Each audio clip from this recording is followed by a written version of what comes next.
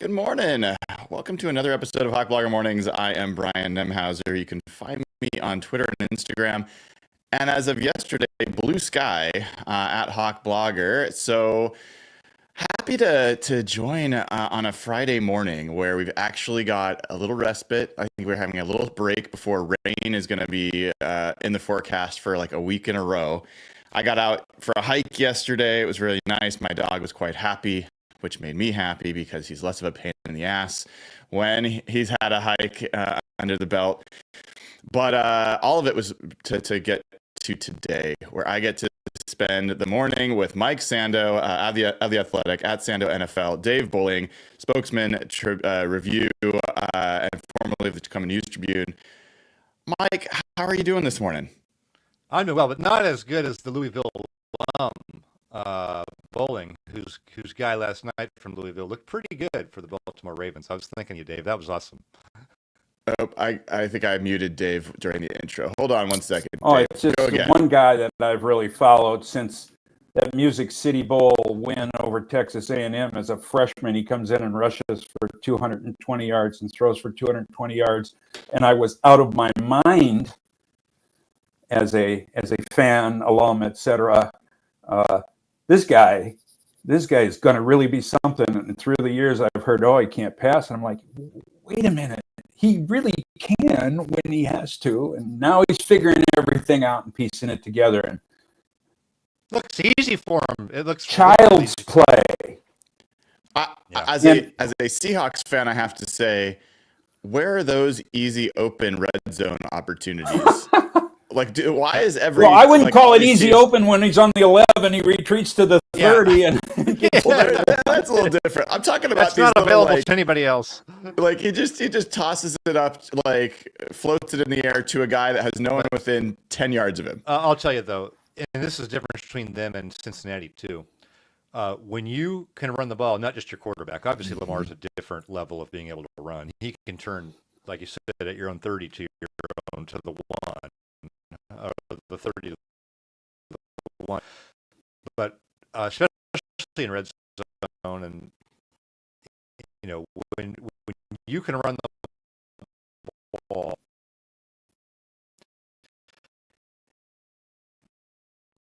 it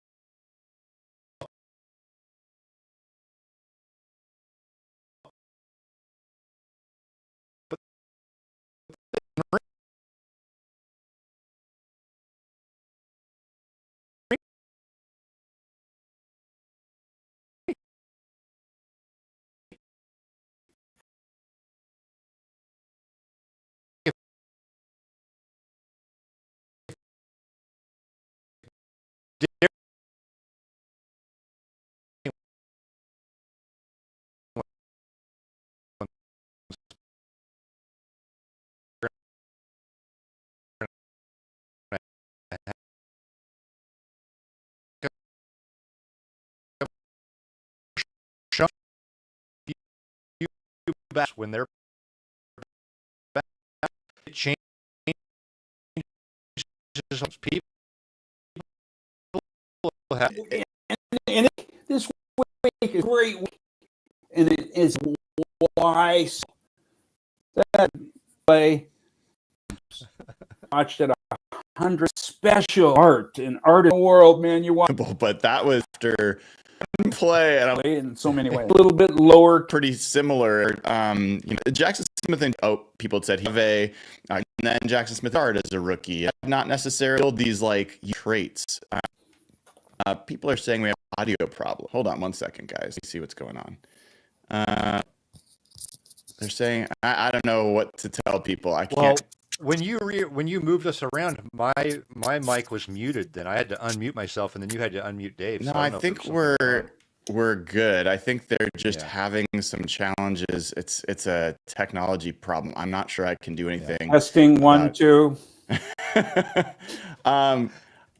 We're gonna keep going, and either it'll work out or not. If nothing else, the three of us will have a wonderful conversation. Did we yell? What's that? Yeah, no, we yell? no, I don't think it is. It is a lag issue, signs. not a volume issue. So, point being that the Jackson Smith and Jigba has been called disappointing by a number of Seahawks fans, and I wonder. I've been very perplexed by this. Mike, I see you ready to say something. What's your thought? Well, I was disappointed in his usage as a rookie. I felt like what we saw in training camp. I thought he would be kind of a breakout player as a rookie. Then, kind of the company line on why that didn't happen was, well, the protection issues. They played a lot more 12 personnel, with 2 tight ends and 2 wide receivers instead of 3 wide receivers, and so he was a little bit of the odd man out there for a while because you have DK and you have Tyler Lockett, and so he was going to have to wait his turn. But I think everything we saw from him in practice or in training camp thought he was going to be what he is now. So it's been interesting the last 2 weeks. I feel like if they had DK, they probably would have beat the Rams, but it's been an interesting glimpse too. I think this is an interesting glimpse of when DK is not there. Okay, what can this guy do as more than a complimentary person? And I think that was revealing. I thought that was totally the reason. Yeah. They weren't, and to some way, politically, given DK's persona and his competitiveness, if he's not getting targets, he's not going to be happy. So now he's not there. You can throw it to this guy. And that kid, boy, there's some of those catches that he's made along the way, like you say, last year, even some of those early games. I can't remember who it was against. Crossing pattern, he caught one over on the sideline over his head with one hand, and you're like, that's incredible focus. And you look back to that, like that Rose Bowl game that the guy had. I think he can be a major NFL star, and he's there. He's there right now. And you have to apportion your targets when you've got 3 guys there, and I think that opened the way for this guy. Well, I think people were shocked when I told them before DK got hurt that Jackson Smith and Jigba was the leading receiver on the team. Even with DK there, he had the most receptions on the team. They were like, wait, what? And I think you got to give Ryan Grubb a little bit of credit that, well, there's plenty of things to criticize. Tyler Lockett, DK Metcalf, and JSN are en route for career years. Tyler Lockett is still getting targeted and being productive. They've managed to find a way for all 3 of those guys to be productive parts. And now you add Cody White, who had a pretty good game, and you got an interesting... And Geno's pass yardage. Yep. But the problem is you have to pass on every play to do it. I think that's a little bit of a concern when you can't. And you have to pass it within 2 seconds. Yes, it's a little bit of a challenge. We'll talk about that as well. We're talking to Mike Sando of The Athletic and Dave Boling of the Spokane Review. Retirement home. I always knew these guys from the Come News Review, so they'll always be. Yeah, go ahead, Dave. I was just saying that his convalescent staff's walking behind him, bringing him his food, putting his tray down in front of him. You just keep it up. Be careful there, Sando. We're going to give Bowling the floor here in a while to tell stories about you, so you may want to be careful. And mute me, Yeah, I'm kind of wondering, like, you bring up you have to pass within 2 seconds, and you've got this Geno Smith situation where he's leading the NFL in passing yards, but he's kind of having to do it because they have no run game. And when they do pass, they can't pass protect, so he's having to do hero things. It looked like he made terrible decisions in the red zone, and then on replay you see he gets his arm hit on one of them, and his receiver got held up, did some silly things on the other. I got to tell you guys, this is where I'm at with the offensive line, and Dave, I'm going to come to you first on this. I'm at the point where I talked to Ray Roberts on Wednesday. He has a little skeptical about this, but I was like, Connor Williams can't snap the ball. I don't think that's something that gets solved. It's been with him for his career as center. He's never been able to consistently snap the ball. He has been a guard. He's been a decent guard in the NFL. It's definitely better than Anthony Bradford. I want Connor Williams to move to right guard. I want them to try one of their younger centers, whether it's Olu Olutimi or Jalen Sundell. And even if that guy's not as good as a center, I'd rather have a little bit of a blocking challenge at center, better right guard play, welcome Abe Lucas back, and hope that your right side of the line that is responsible for 62% of the pressures this year, that it's just a little bit better than it's been. Dave, tell me if I'm crazy for saying that many changes should be made to the offensive line. I don't think you're crazy at all. You look at the personnel. Okay. The fourth string tackle was being asked to pass protect against Jared Verse. It's not going to work. And there are only so many ways you can scheme around that weakness. Guard, neither one has played. And I don't really necessarily see a future for either one of them. And in that way, maybe you're looking at Connor Williams as more of an asset in a different position and less of a liability if someone replaces him. So I think that makes some. Oops. Did we lose Dave? Dave is pondering his thought here. No, I'm not. I'm talking. Okay, now you're We got you back. The machine was pondering. You froze for us for a second. I think this is the most important week of the season. They're not playing anybody. And they're at the midpoint. And I want to see, Pete Carroll had losing streaks, and he always found a way to end them somehow and get a great performance and somehow fight back to competitiveness and a modicum of contention.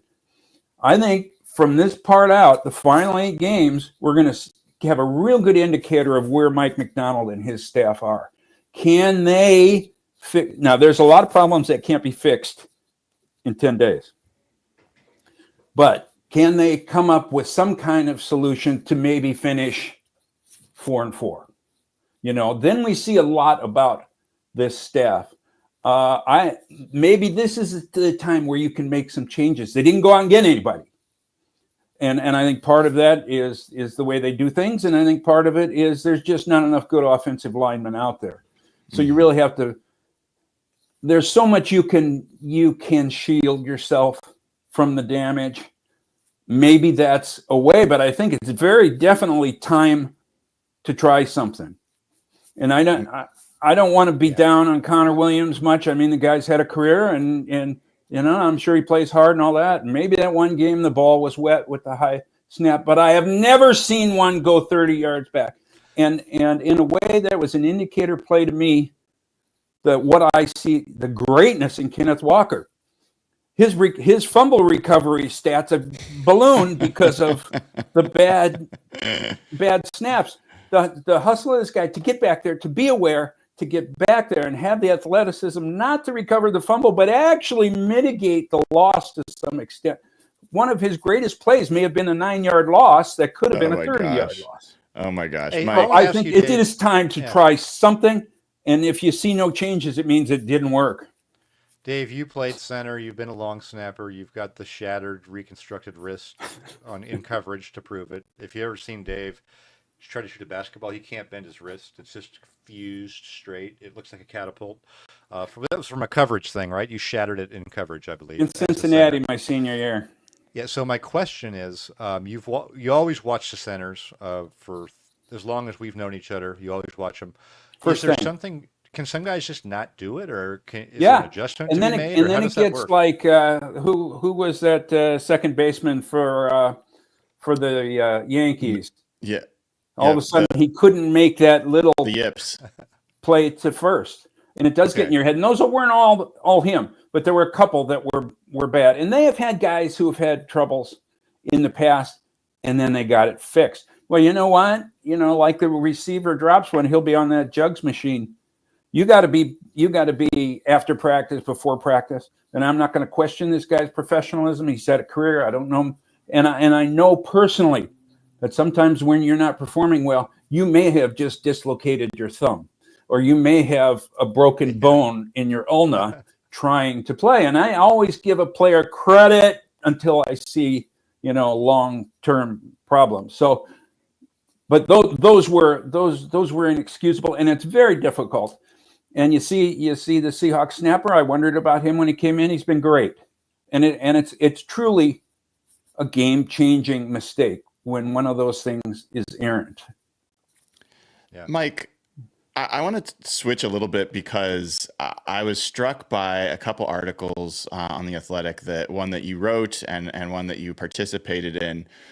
The most recent was an article, I think it was from today, about The Athletic's midseason picks. And you guys went through and obviously said who's going to be Offensive Player of the Year and who's going to be MVP and who's going to win this and that. And one of the things that stuck out to me is when I look at who will win Defensive Player of the Year. The list there was T.J. Watt was number one, had most of the votes. Then Dexter Lawrence, then Trey Hendrickson, then Xavier McKinney, then Fred Warner. And, the Dexter Lawrence and the others have very few votes. And then I look at Offensive Player of the Year, and it's Derrick Henry, Saquon Barkley, Justin Jefferson, Lamar Jackson, Josh Allen. The reason that what stuck out to me about those is those Defensive Player of the Year candidates are all on teams that are not particularly interesting and not really in contention for, I think, anything beyond playoffs and maybe a few wins. The Offensive Players of the Year, almost to a person, are on Super Bowl contending teams. And I'm curious if you think that is a pattern in the NFL where great defensive players are not necessarily able to lift their teams to real contention where offensive players are. Well, the quarterback is such a big variable on any team that it casts the whole operation in a different light if you have one, if you don't have one. So Dexter Lawrence is a 340-pound nose tackle with 9 sacks in 9 games, who, if we were watching him every week, that's probably who you'd watch. Look, did you see what Dexter Lawrence did? There's just no one like that. You go back through the history of Defensive Players of the Year, there's Cortez defensive Kennedy, tackles. Yeah, they're 1992. 305 or 320 or 315 or 305. A lot of quick guys, listed Warren Saps, guys like that. There's no one like this. So, but if instead of having Daniel Jones or whatever they have going on offense, if they had, a good top quarterback, or if he was playing on the Eagles, just happened to be on the Eagles, I mean, we'd see it in a whole different light. So that's what I think it is. I think to function, you have to be good at quarterback usually, and if you're not, then your great defensive performance, like Cortez Kennedy being Defensive Player of the Year in 1992 for a 2-14 team, is a little not indicative of anything Cortez should have done to win more games. They had a historically bad offense. I'm curious, this is for both of you. Who do you guys read? How do you decide who you read or who you listen to among sports writers, sports journalists in general? Who comes to mind for you, and why do those people come to mind for you? Sando, I'll go to you first. That's just an interesting question. So I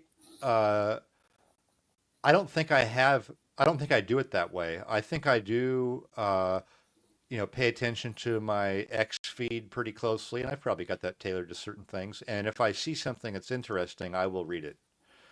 So I'm not a read every single thing of one person. And I do like to read different things, but it has to be something that gets my mind thinking. And it might not even be a great job by somebody, but it's a concept that gets me thinking, and then I get into the research of it, that sort of a thing. So there's definitely, if Dan Pompei writes a feature, I'm going to read it. A colleague of ours who does great type of feature work, and I think there's a lot of good people out there, but I don't think I do it that way. I think I look at the sea and see what's out there. And Brian, it might have been your thing on on the fans and what's going on there, and I'm like, Mm. ooh, that's interesting. I can get three nuggets in my mind out of that, and I think about two other things, or I might see a bad story that has a narrative they're pursuing, but it gets me thinking on, okay, what's the real? Like last night, people were talking about, hey, Joe Burrow never comes back to win these games. What's going on? Well, I'm interested in that. Like, I don't think Joe Burrow suddenly sucks when it matters. I don't believe that at all. But I'm Yeah. interested. I'm going to go look. I'm interested to go look on it. So that's a little bit of how I do it. And is and then I look at the schedule too, and I'm like, okay, what are the interesting games? And I may go read the beat writer stuff on that. I think there's markets with some great writers.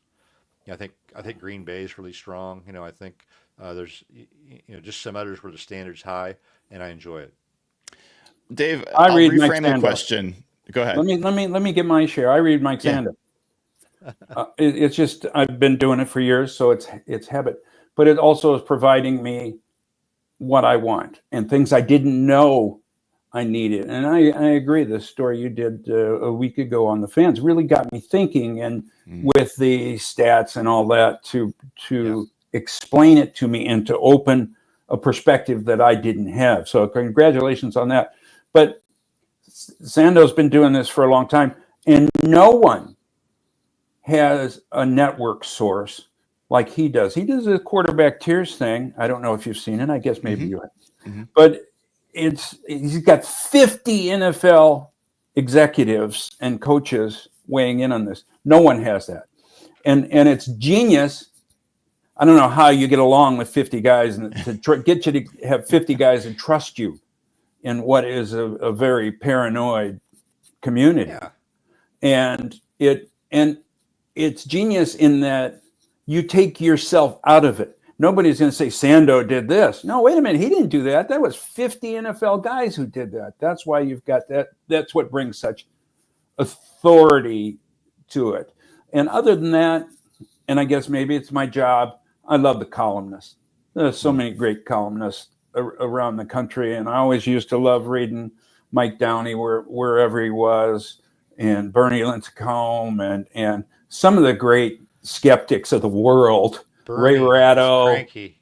Yeah, Cranky and there was a guys. time when it was good to be cranky, and I know I've kind of reached a point where I'm a lot more humane observer. But I love the guys who can really make it entertaining, and we go to sports, we watch it, and fans watch it for the great things and a way to vent sometimes, and for entertainment. And some of the great columnists, you'd get on it and you'd start laughing, and then hey, he's got a real point here, and you can kind of level out your anxiety by letting this guy take over and tell you all and vent his vexations, and that helps the fan kind of get over it. That's helpful to hear. I mean, I am the reason I asked both of you, because obviously I respect your writing and I've read it over the years, both of you, and I always want to know, for people that are top of their field and have really accomplished, what stands out to you. And it sounds like for you, Mike, it's not necessarily the person, it is the type of story. And it sounds like part of it is just maybe the topic is something that's unique to you, or is there a certain style of writing, like whether it's research based or opinion based or others that kind of attract your attention? I do like, yeah.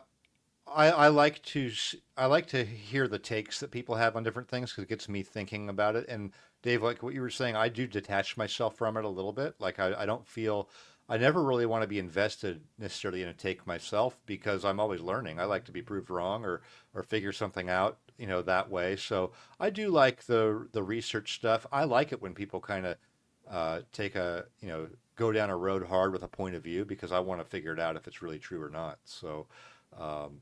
But it's interesting, if you'd said a week ago, come up with a list of who you read, I probably would have one, but I don't really do it that way. It's not like I don't have like a list of links that I visit, because I need to see this, but I do have a pretty good way of going through. There's so much stuff out there, Hmm. and everybody puts their work out there, whether you're following it or not, on social media, and you can just see so much.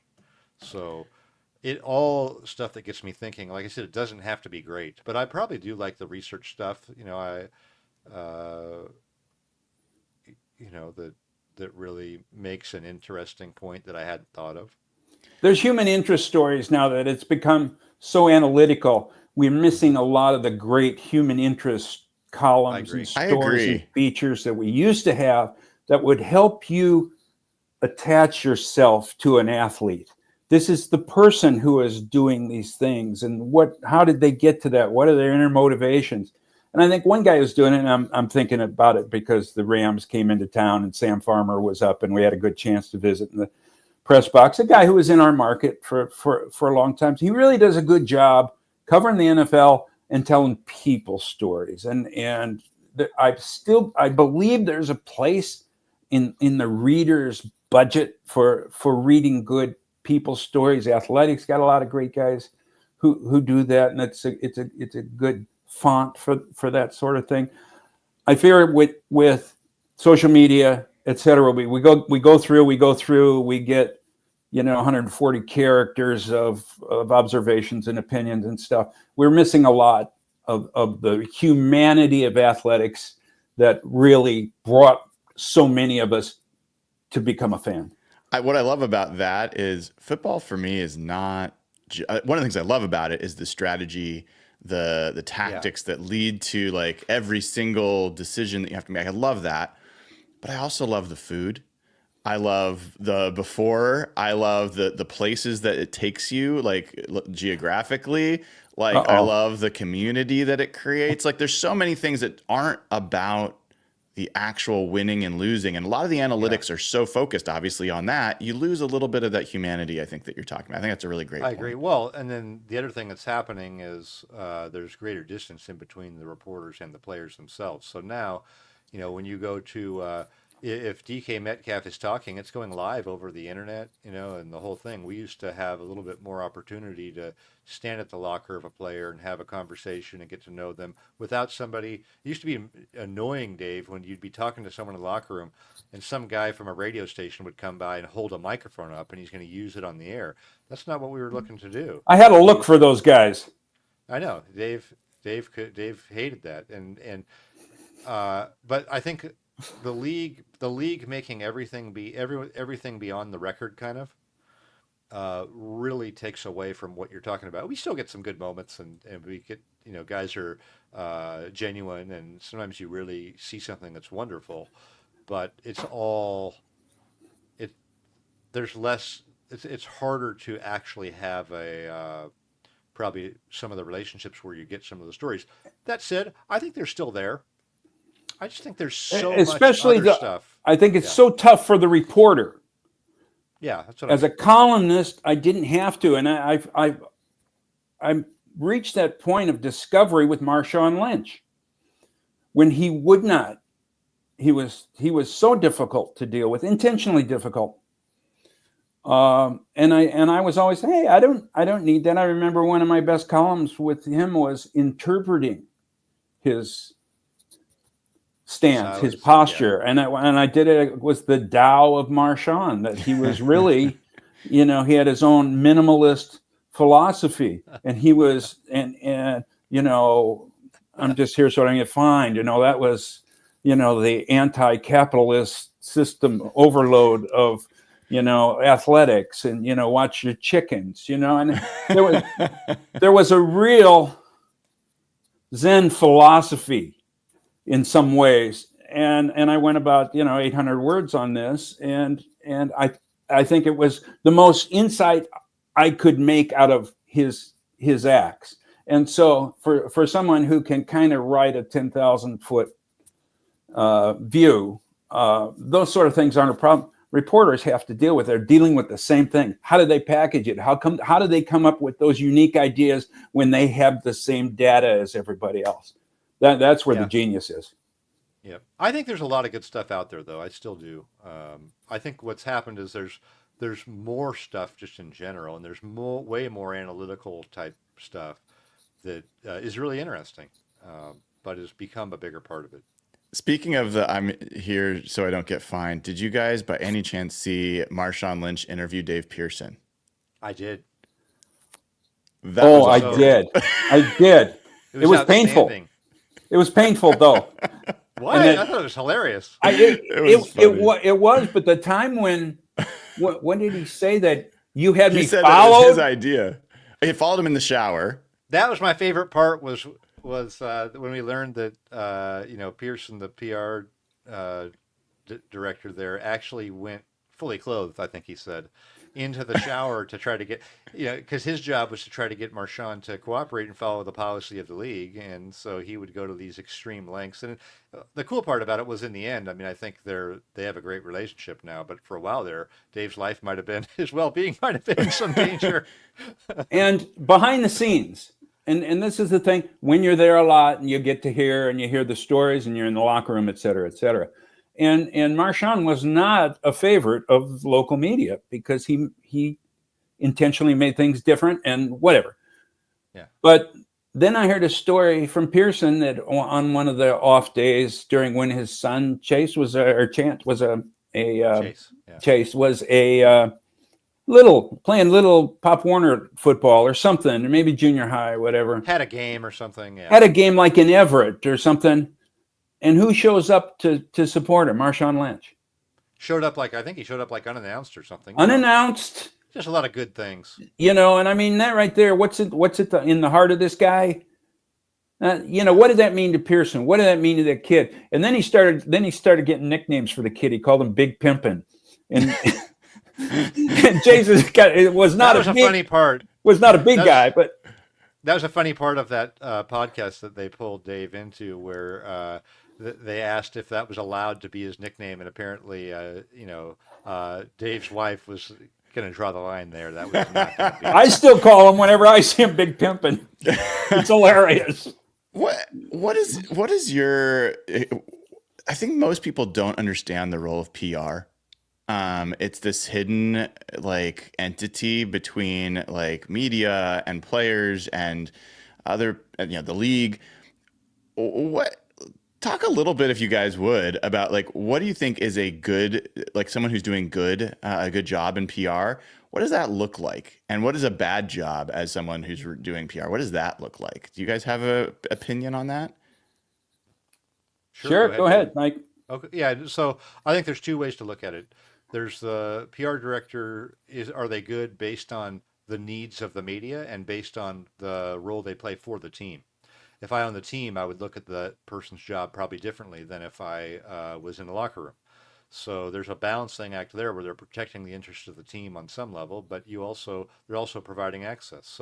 So to me, they're just in any relationship, there just has to be a trust. Like you have to know that that each side can be trusted, and so.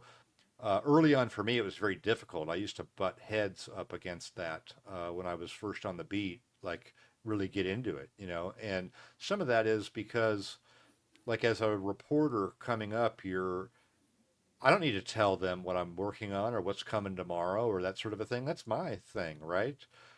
And yet, I think when you strike that right balance, you're not blindsiding people, or it doesn't mean that you're bending what you're doing for them or you're giving a company line out there. But I think there's a back and forth and a communication and trust. You could go to that person, this is on any team, not just the Seahawks, and say, hey, I'm working on this.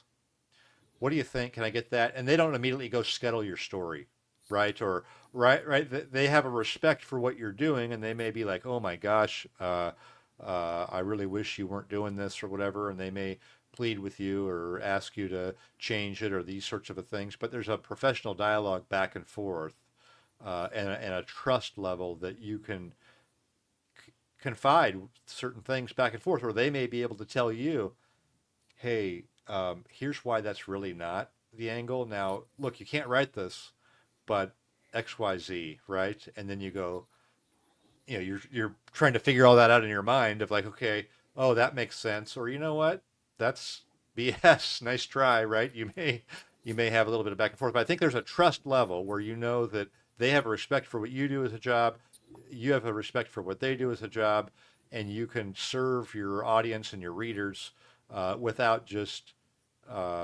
ruining every relationship you have in the building, right? And that's why Mike is so trusted and has developed the sources he has over the years. They know he's going to behave professionally. I think, when I really got into it, and Mike to some extent too later, the Seahawks had the gold standard, Gary Wright. Okay, you go into the press box, it's the Gary Wright press box, and it says always be professional, integrity and professionalism, and that's how he lived every day. I think he was probably better at his job than anybody else I know is at their job. And why?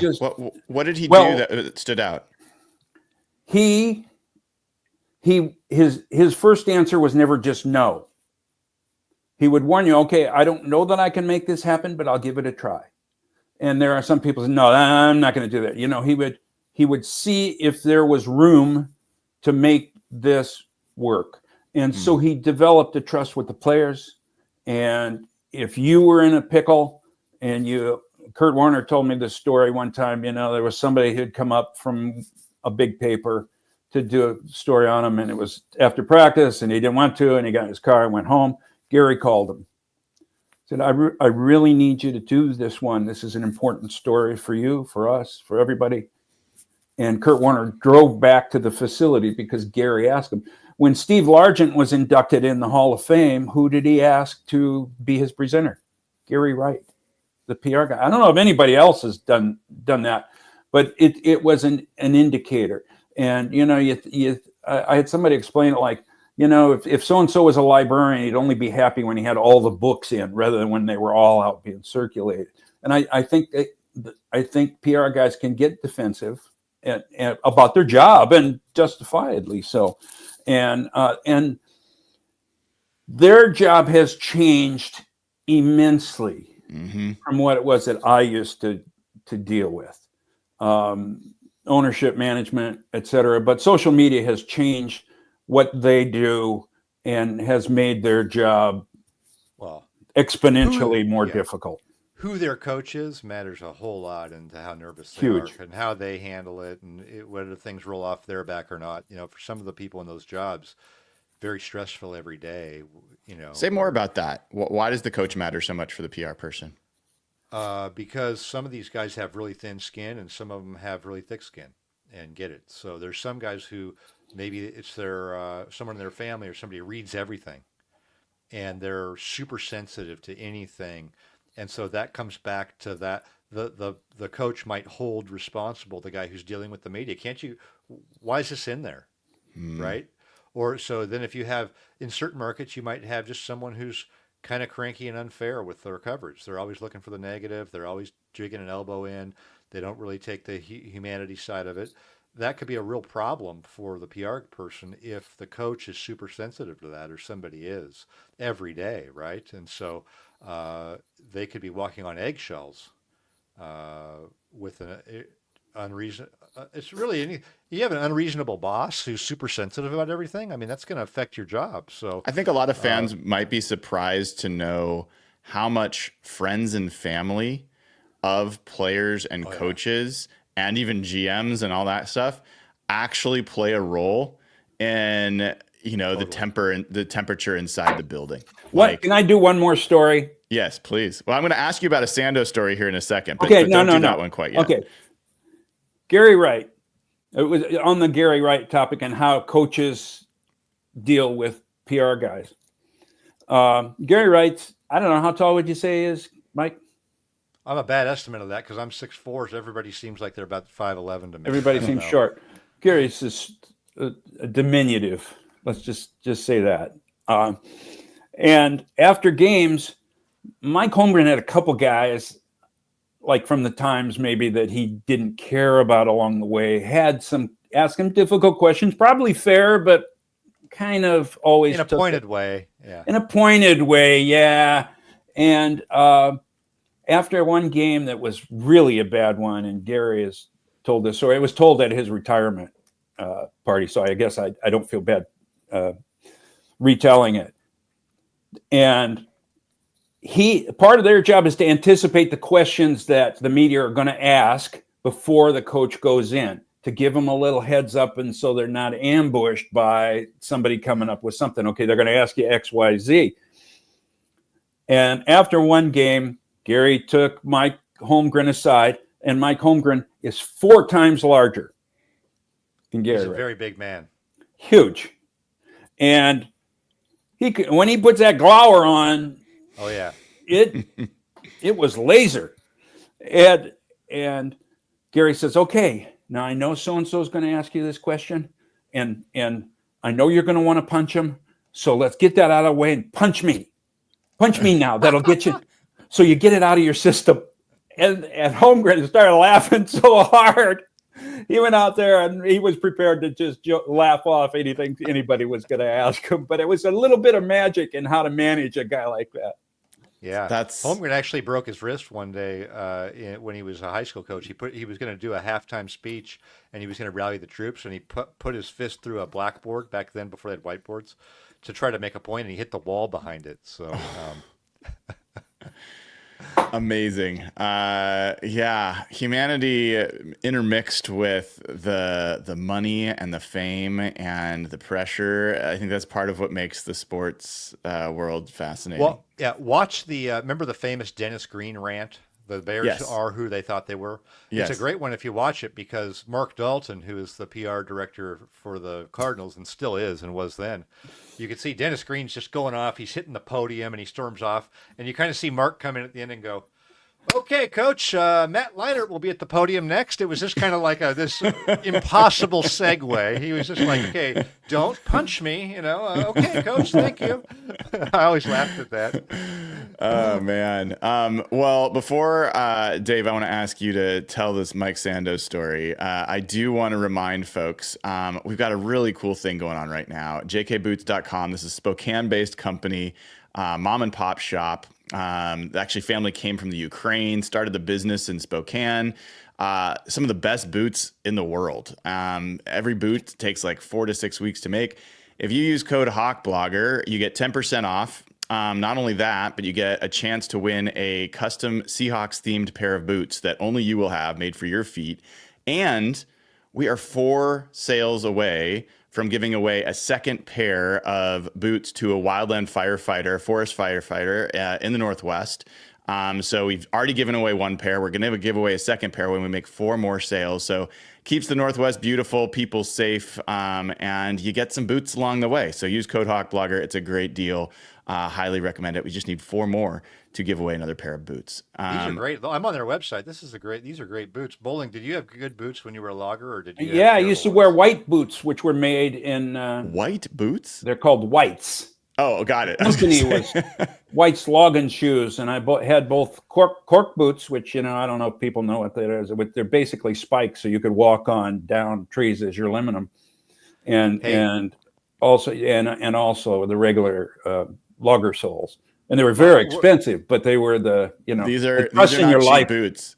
Trusting your life with those things. So, is that what you had on when you were standing at the base of that tree and the hornet's nest came up your yes, when you couldn't leave? It's a great true story. About 200 hornets stings knocked me out. I had to be dragged up out of the woods. The logs though are coming down, so you couldn't move. Right, the logs are coming down the mountain. Right. And so you just have to stand there or you're going to get hit by logs, right? And then they just went right up your pants. Isn't that what happened? Yeah, bald-faced hornets. And I was God. poisoned, and you're a Jippo logger. You've got no health care. I swelled up like twice the size and had to be at work, for the next morning, I feel like how life was. I don't know if we're already over time, which we are every week. And then you guys assume it's okay, but we need like 17 hours to cover the story. I'm telling you, Boling has amazing stories of his life. They're unbelievable. Things happen sometimes. I'm like, that's a Boling story. It's Yeah, Kim says that. unbelievable. It's unbelievable. He can really tell them too. I love it when we get together. And what his wife does is what Sando does to me. This to tell you, what a great brother. When his wife Kim gets on him for doing some act that seems outrageous, he'll say, "Oh, Boling did much worse." Yeah, totally. I roll on Dave right away. Hey, Boling did way worse than that. Like the time he ate a 9x12 pan of lasagna, the time he ate 19 hamburgers in a contest when he only needed 12 to win. I mean, there's a ton of stories. Is that meaningful because she likes and trusts Dave and respects probably Dave? Not. So she's like, yes, of course, but you use him as a human shield. Yes, but she rolls her eyes. It doesn't work with her at all. But because she knows, I'm just as bad as Dave. But Dave, you want the Pittsburgh story. I want you to turn the tables on Sando. Sando's very happy to tell your stories. I want to hear one about Mike. Okay, I'll set it up at least and cut through. It was one of those times when you're just so delighted to be doing the job you are. I was set up on one weekend. What was this? 97 maybe? It was 99. The trip to Pittsburgh in 99. You'd been at like Nebraska or somewhere for Husky. So game. I've got a weekend coming up where I go to Nebraska for the Husky game. And I think that was when Heward and Wistrom Heward got his ankle sprained or beaten or something. So you had a game in Lincoln, and that's just, if you're a fan, it's historically a great place to be. And I had a deal where I couldn't, because of travel issues, there was no sleep at all. It was just get back to the hotel, get the rental car, I had to fly, then connect to Chicago, from Omaha to Chicago to get to Pittsburgh for kickoff, rental car, get there. And was this your first road game? No, this was my second season. This was 99. They went to Pittsburgh. It was the Charlie Rogers return game. Didn't he score on a return? They won at Pittsburgh. Charlie Rogers was a great returner. But it was, so I get there and I haven't slept since Friday night. Do it, cover the game, can't remember much about it. And I don't know why I waited for no you. Sleep. Well, and I was grouchy. I'll fill in a little bit. What happened was, you're talking about it was actually PR related. I had a rental car and parked it in a parking garage there, and I at the last minute, the Seahawks used to sometimes have a rental car that they couldn't return afterwards because they would take the flight home.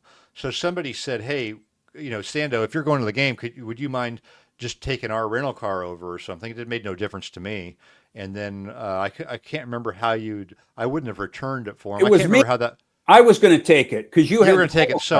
So as I'm being asked to do this, I had my rental car and I took my keys to my rental car. Actually, I just took my stuff and sort of threw it in the trunk of my rental car, but I forgot that I had the keys in there. So I locked the keys to the rental car in the back of the rental car. You'd gone shopping and bought a pair of gym shoes. I bought a pair of shoes. I did. I bought a pair of these shoes. You're right. I never got those back. So before I left, I went to the security guy there at the garage and I said, "Look, you're going to be here after the game, right? You got a Slim Jim or something? You can get me into my car." No problem. The guy goes, "Yeah, no problem. We're here 24/7. So I'm like, okay. All I needed was Dave to take me to this garage after the game so I could get my cars. But the way these things work is like we don't finish up until late. So it's getting to be like midnight or something. So Dave was going to drop me off at this place and he's waiting outside. Wait a minute. Go ahead. Wait a minute. He was writing forever. He cranked out a lot. I was it was easy calling. Dave always finished early. And I'm whipped by this time. And I think I said, I'm going to go catch a snooze. I'll wait for you. Just let me know. And I felt the need to be with you or something or other. And so he's writing. And deadlines were like 10:30 or 11. And you were stretching it because it's Eastern time zone. So we're well into 1 o'clock or 2 o'clock. And I was slower than Dave. Dave could crank, man. And so we start heading out to the car. And he says, "Well, I got now." For the first time, he tells me, you have to take me downtown to this parking garage because our rental car is locked up and I don't have the keys. Now, this is 1 or 2 in the morning, whatever. It's late. He is just now informing me that Dave, who hasn't slept since Friday night, has to drive him. By the way, I remember we're walking to the car and I'm going, what? Why didn't you tell me this? So we get there and it was downtown, what turns out to be sort of a sketchy neighborhood after dark. You want to dispute this, but no, this is true. So we go and I park on that side street, dark, no street lights, and I said, okay, go ahead and do this. Go ahead. He said, the guy will be there and, it'll be easy. And I said, and what is he going to do? Well, we're going to break into the rental car.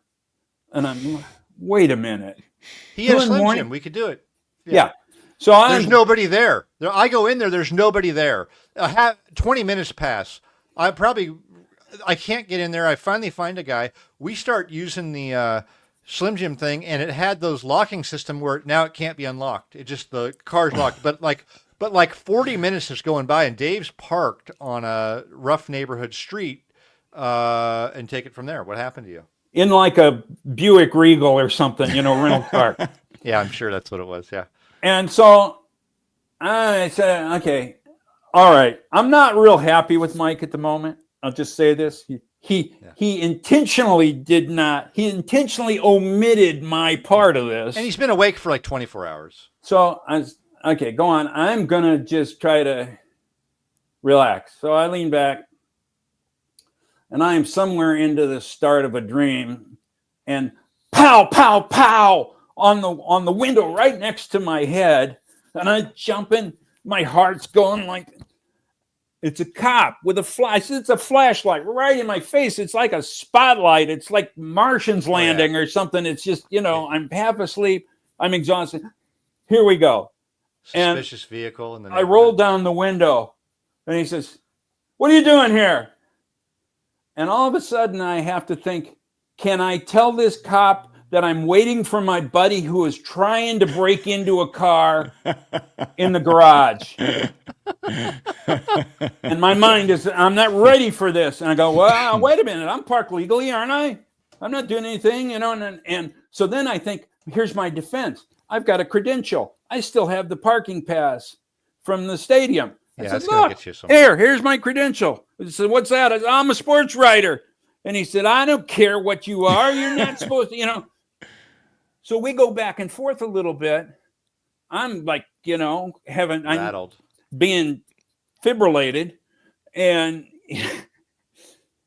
I finally come down and what am I doing wrong? He says, I suspect you're a chicken hawk. And I go, a chicken hawk? What is that? I'm thinking Seahawks, something or other, chicken hawk. And he goes, yeah, this is a stroll for middle-aged men looking for young boys. Oh. He gets accused of that on my behalf in the middle of the night when he hasn't slept for 24 hours, and I'm inside trying to break into a car. So Dave now is... I'm what?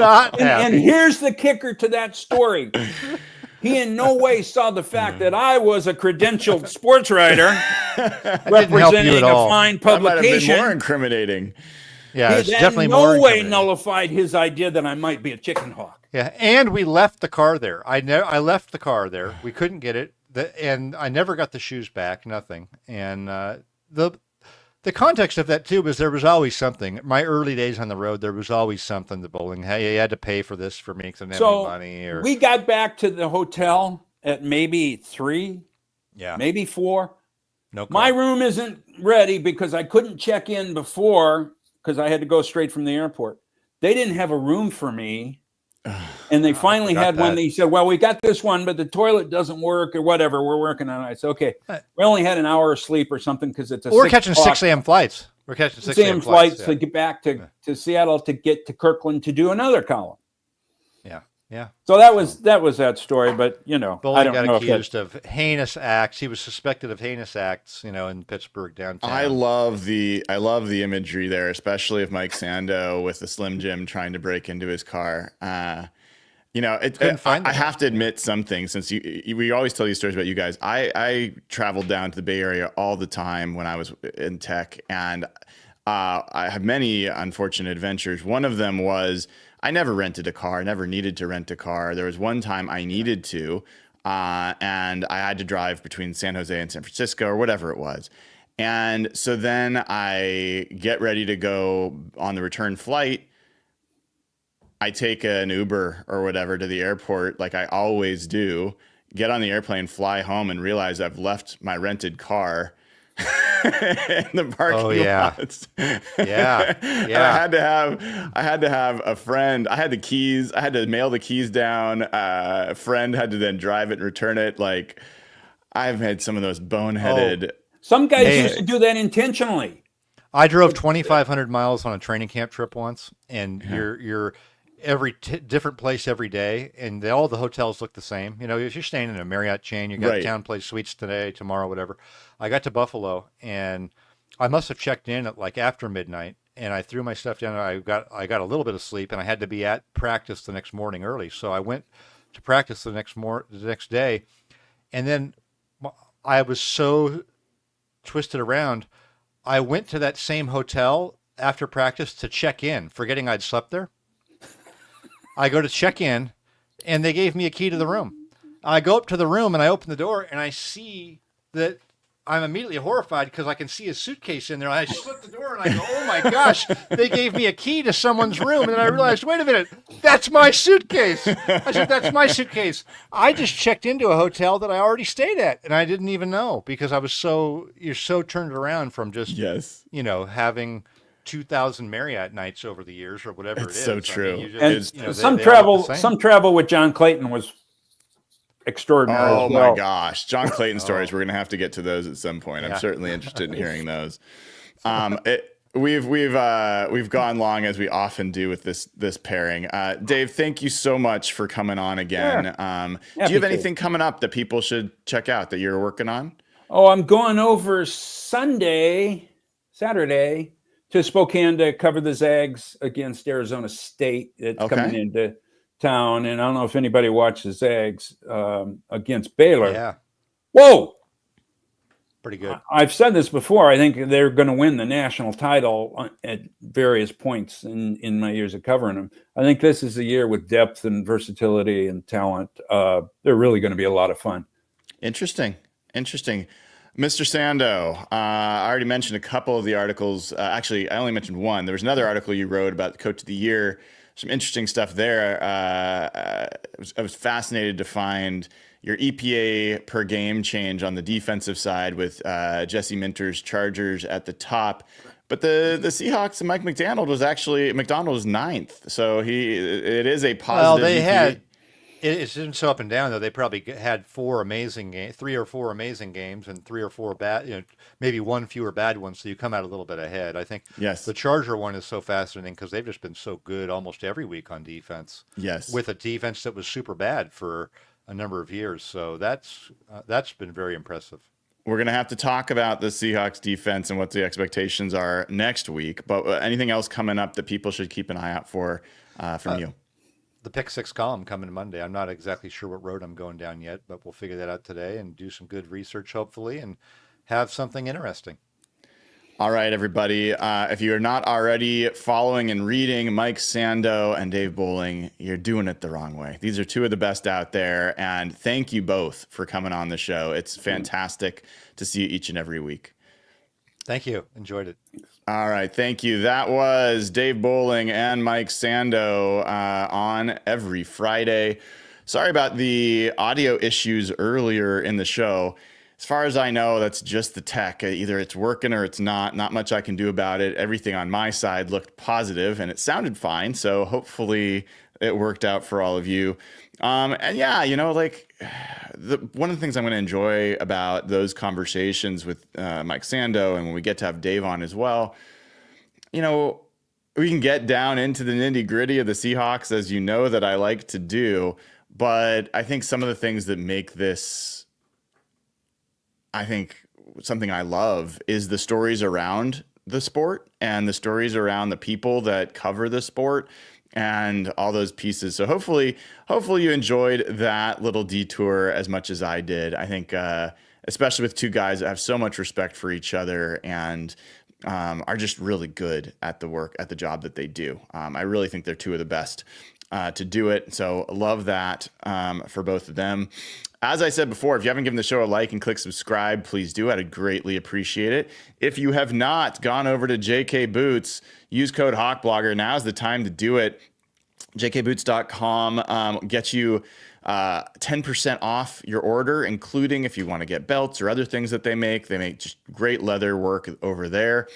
You also get a chance to win a pair of Seahawks themed boots, and we are 4 sales away from donating a second pair to a Wildland Firefighters Foundation.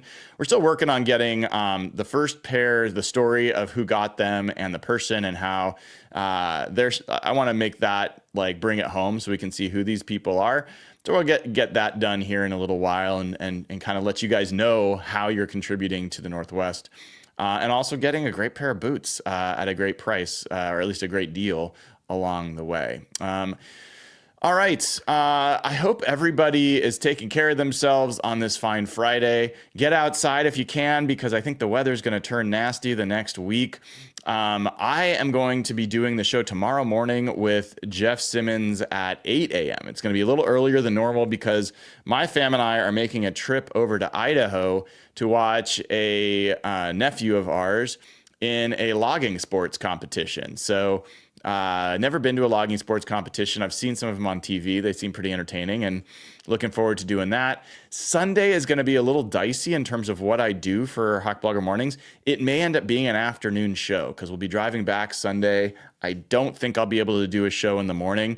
I might bring my equipment just in case there's good enough Wi-Fi for me to do a show. Otherwise, we'll do it sometime in the afternoon. So keep an eye out for when that will be on Sunday. And then we get back into game week against the 49ers. We start preparing for that. That'll come next week. So keep an eye out there. Appreciate everybody who tuned in to the show today. And just have a great, wonderful rest of your Friday. I am Brian Nemhauser, and this has been episode 229 of Hawk Blogger Mornings. Take care.